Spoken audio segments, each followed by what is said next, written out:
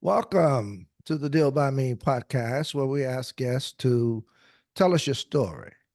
Hello there. This is Dr. James W. Smith, your host. We seek to transform lives by encouraging and inspiring. Somewhat encouraged and inspired this host, a former lawyer, gambler, inmate, and his life was transformed. The same can happen to you. So when you listen to any of the Deal by Me podcasts, please support this podcast with a donation or a monthly recurring amount for as little as $3. If you're viewing any of the podcasts on YouTube, please subscribe to my YouTube channel. To supporters of this podcast, we just want to say thank you. Check out my encouraging, inspiring, and transforming books. I'm available for speaking engagements, in person, and virtual seminars. So please contact me through my website, www.dealbyme.com. I have with me Dan Johnson, who escaped the grips of being a ward of the state, bankruptcy, and despair. He rose to become a successful entrepreneur and now dedicates his life to giving back while supporting others paralyzed by past trauma and failures. His approach focuses on reshaping identity, restoring hope, and redefining practical principles and strategies to help individuals transform and become everything they desire. I am thrilled, excited to have Dan Johnson come and share with uh, this podcast today. Dan, again, welcome to the show. Uh, and I want to ask you if you would just share with listeners of this podcast a little bit about yourself and where you've been interviewed from. Hey, Dr. James, thank you so much for allowing me to come today and just share with you and your viewing and listening audience on this wonderful podcast. I applaud you on the great work that you continue to do. Continue to do. You've done a great body of work and you're continuously doing it. And so we salute you on becoming a transformation agent throughout the world ultimately. I grew up here, right here in Chicago. Came from a poor family, didn't have much, but the Lord's been good to me and experienced like you many failures in my life. And God has allowed me to transform every failure into a success. And so I've developed a passion for saying if it can happen for me, it can happen for others. And so that's really who I am. I'm an entrepreneur. I'm a real estate coach, been in ministry for 30 years, business for 28 years, mentoring at-risk youth for the past 20 years. And we've been able to take a message of hope and empowerment all over the world. And so we are excited about that. Well, Dan, I want you to know how much I do appreciate what you have just said. I think we do have, I know something in common. We both had failures and we're both in the ministry. And so this should be an awesome conversation today as we kind of share with each other.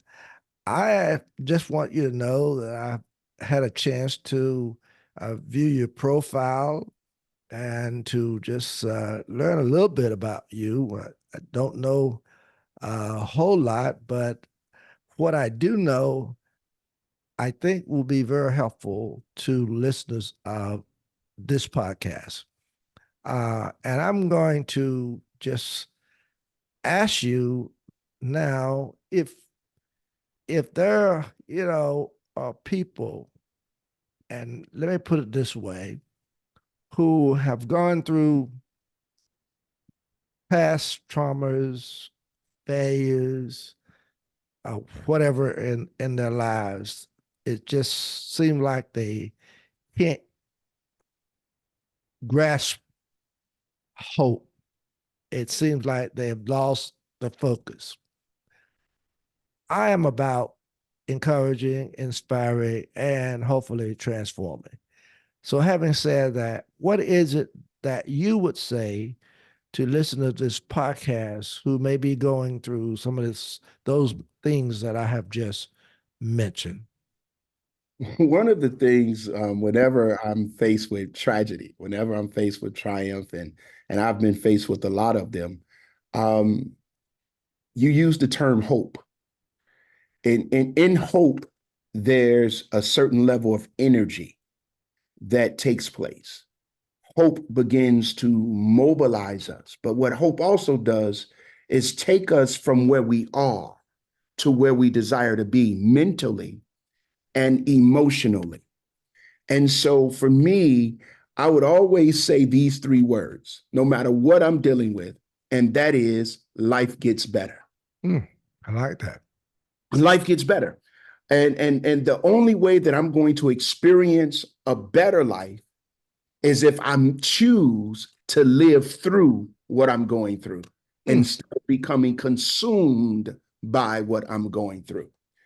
I had 4 suicide attempts on my life, Dr. James, 4 suicide attempts. Every 4 years from the age of 9 to 21, I tried to kill myself. And at 21, I was admitted into the Tinley Park Mental Institute. And after careful evaluation, they said he's not crazy. He just had a bad day. mm-hmm, What I realized, what I had was a series of bad days that I didn't want to experience anymore. And I thought the only way to get out of the bad day is to end my days. mm, And I realized in that moment, after that fourth attempt, that I really didn't want to die. Matter, I was a failure at trying to kill myself, Dr. James. mm, mm, And I realized that I did not want to die, but I really didn't want to continue to live like this. mm. Okay. And I, so at that moment, I had to make a decision that I refuse to continue to live like this. mm, And that began to reshape how I thought, reshape how I viewed myself, and reshaped how I looked at failure.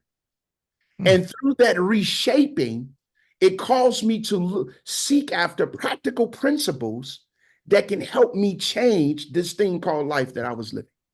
Wow. What an awesome, what an awesome saying.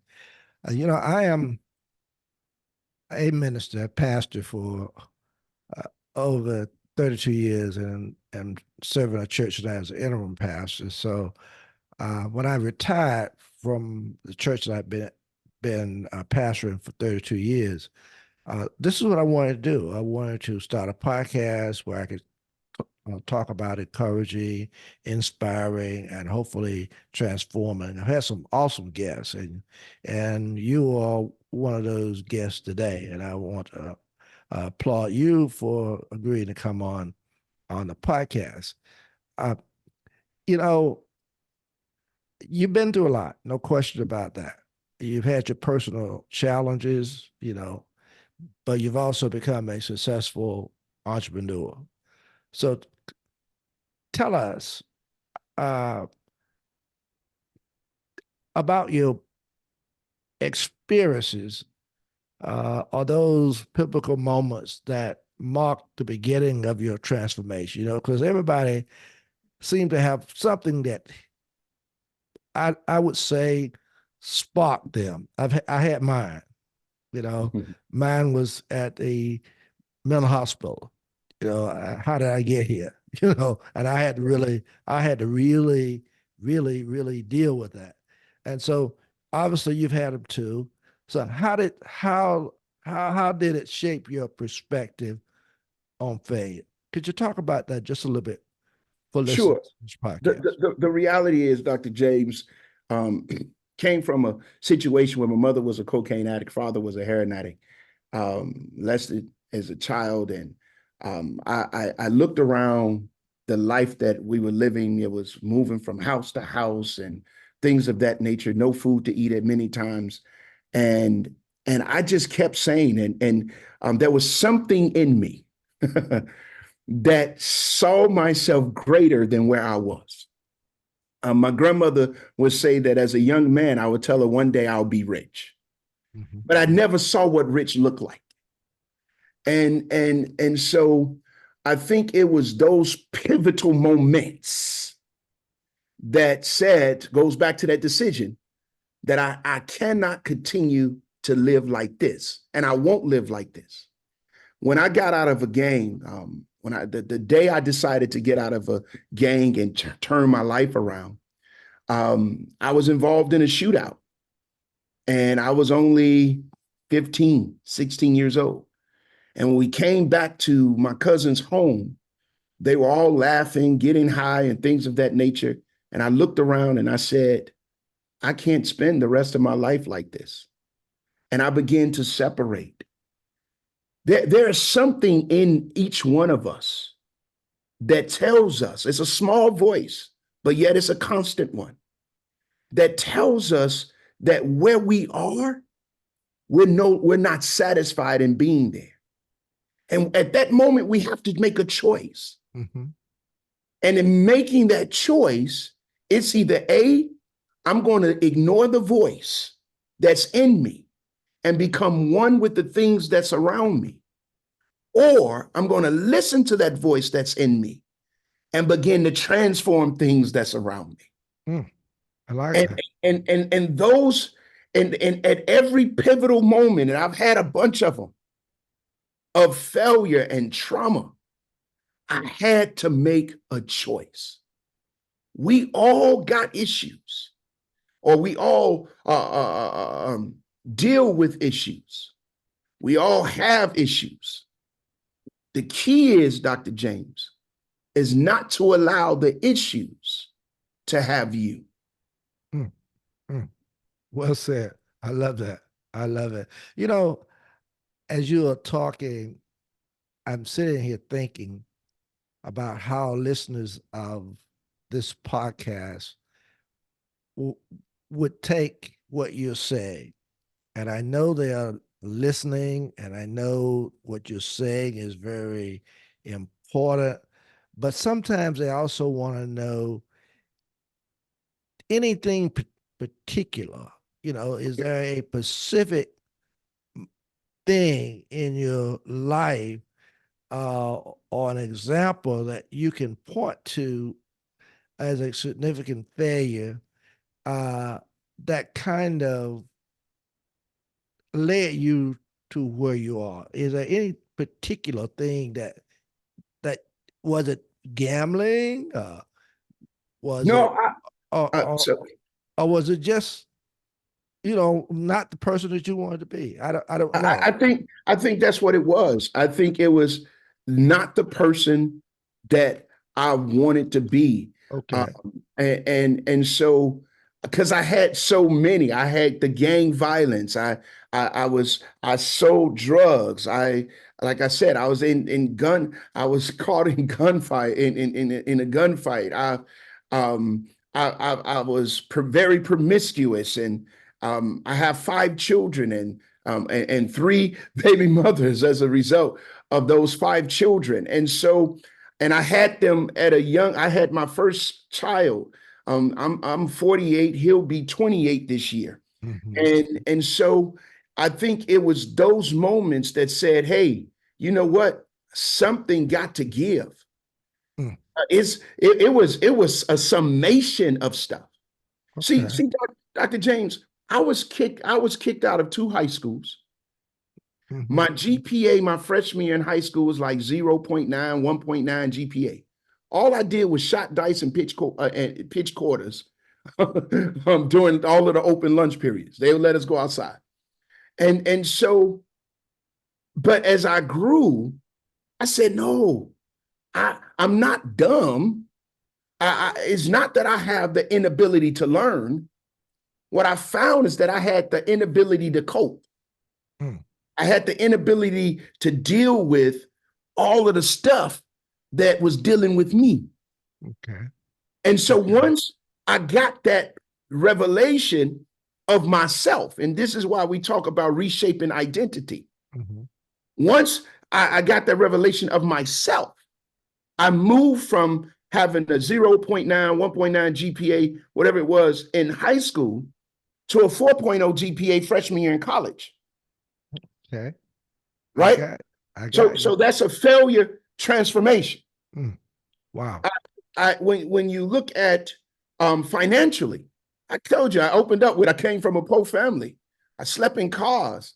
My mama would disappear and go on binges for weeks at a time, and I was the oldest of 5 siblings, and it's a 7 year gap out of desperation to eat and to feed my sister.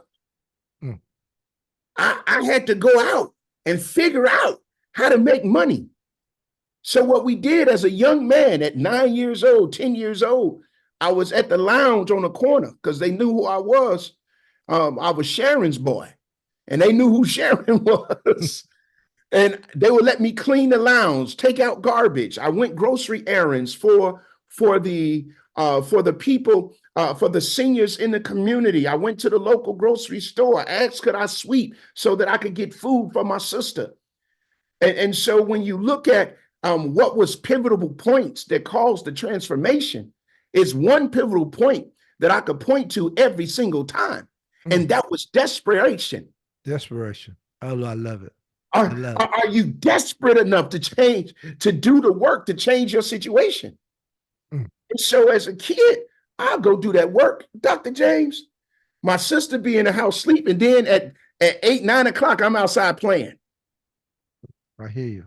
I hear you. And those were the type of things that we could point to. Now, there's principles all through that. And let me say this because I have to say it, and I think you appreciate it. Nothing about my life could be where it is today if it was not for me, if it was not for the grace of God and the hand of God on my life. I appreciate that, and I understand the greatest decision that I ever made in order to find out who I really was was a decision of Christ. I hear that well. When I went back to the one that created me, I began to understand the why he created me. I began to understand why my mother and my father were who they were. And on my daddy's dying bed, he began to apologize for all of the things he was not. And he began to say he's sorry. And this was on as he was transitioning out of this life. And I said to him, Dad, God could not have given me a greater father. He began to tell me how proud I am. I said to him, I am a product of who you are and who you were. And if God would have gave me anybody different, I would not have been me.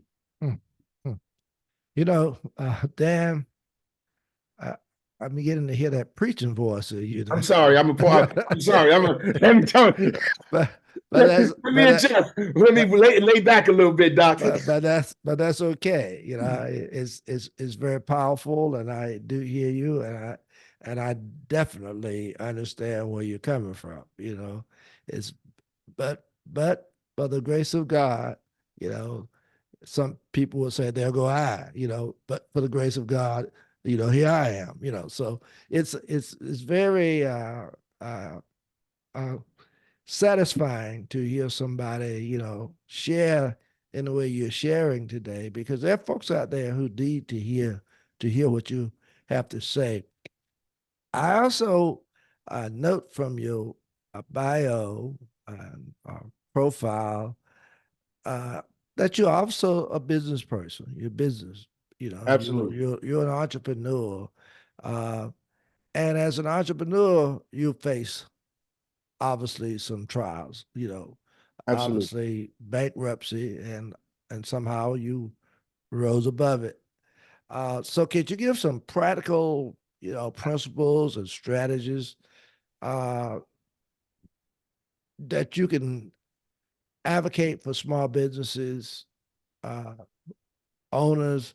And I don't know how many of those I might have listening to this podcast, but if I do, you know, they are maybe grappling with setbacks. You know, I know I had a restaurant and a club at many years ago, and hearing what you're saying today would have been some good advice for me at that time. You know, so Yeah. could you just talk about how they can transform failure into resilience and success? Just share it a little with us. Absolutely. And you know that I'm going to share four quick keys, really to transform any failure, whether it's personal failure, professional failure, or financial failure, into success. And I utilize these keys, and I see these keys in every aspect of my life as I've had to navigate this thing. As an entrepreneur, you kind of heard at 9 years old, I had an entrepreneurial spirit. And so throughout that process, I've had the pleasure of building over 12 different businesses in multiple industries. And by the grace of God, I'm always going to say it, I've never gone out of business. I either sold my business, SOLD, or sold it, SOWED, but never had to go out of it. Okay. And so as a result, there's these principles that I learned. The first principle that I've learned is focus. Focus. No matter what you're dealing with, you got to be able to cancel out the noise and lock in and focus your attention, your energy, and your effort on the end result, the bottom line. Life is going to happen. Life's going to happen whether you're ready for it to happen or not. But when life happens, you cannot allow the happenings of life to cause you to lose focus. Mm-hmm.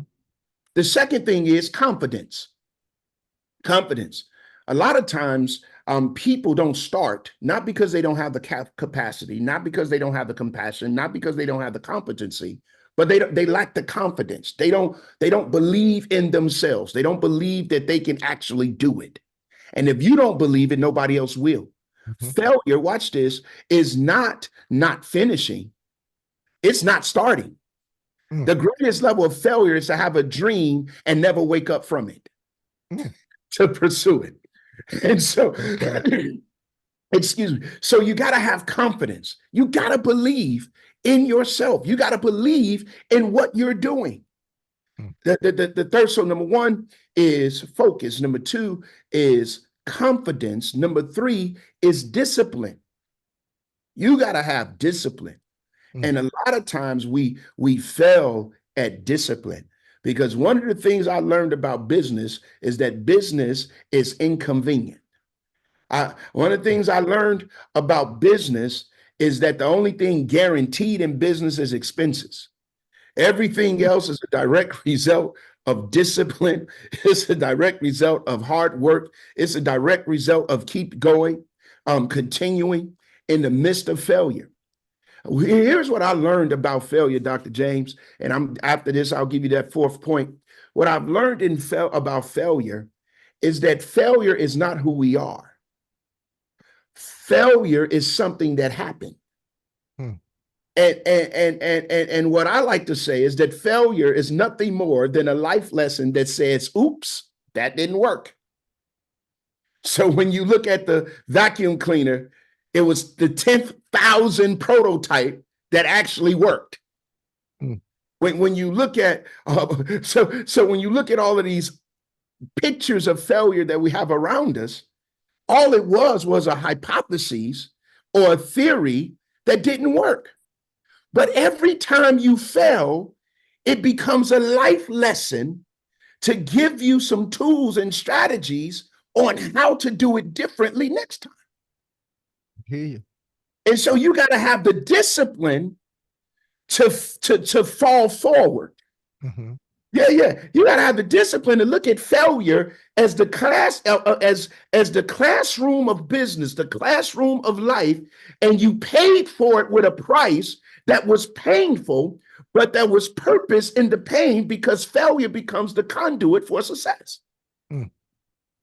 And that brings me to my last point, and that is consistency. So, number one, you got to have focus. Number two, you got to have confidence. Number three, you got to have discipline. Listen, you got to get up. You got to do it whether you want to or not. You gotta make it happen. You got to make the call. You got to get on a podcast. I just got off an 8 o'clock entrepreneur call. I'm on this podcast with you. I got to leave as soon as this is over. I'm going to another meeting and all of this stuff because this is the grind. You got to have a discipline. You got to turn the TV off. You got to turn the social media off unless you're utilizing it as a platform in order to be successful. You got to ask yourself what's stealing your time and killing your productivity. Hmm. All of Right. this is centered around discipline. And then the last one is consistency. Here's Okay. what I learned. You got to do the right thing consistent enough, long enough, and it'll eventually be enough. Wow. What awesome.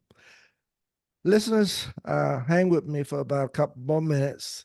But first of all, I want to ask uh, Dan if listeners of this podcast want to find more about you, how to get in contact with you, or if you have a book or website, anything of that nature, could you share that with listeners of this podcast at this time? Absolutely. You could go to dandjohnson.com, dandjohnson.com, and I got a special gift for your listeners, Dr. James, if you would allow me to offer that. We have authored books on financial literacy. We've licensed board games on financial literacy. We have a relationship book called 151 Questions to Ask Before You Say I Do. Hmm. Choose right, you live life. You choose wrong, you won't live long. All right. And so, but if you go to dandjohnson.com, it will have all of our social media platforms and things like that. But also, it has an opportunity to connect with us. And we're getting ready to do a webinar that's basically centered around helping you to not only establish your dream, establish your vision, and establish your goal, but helping you to reach that goal. We're going to give you what I call the F factor of turning a dream into reality.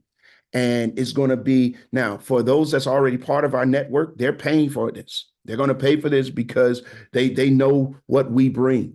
However, what I like to do for every one of your listeners that are listening that will go to dandjohnson.com and they will just give us your name and your email address.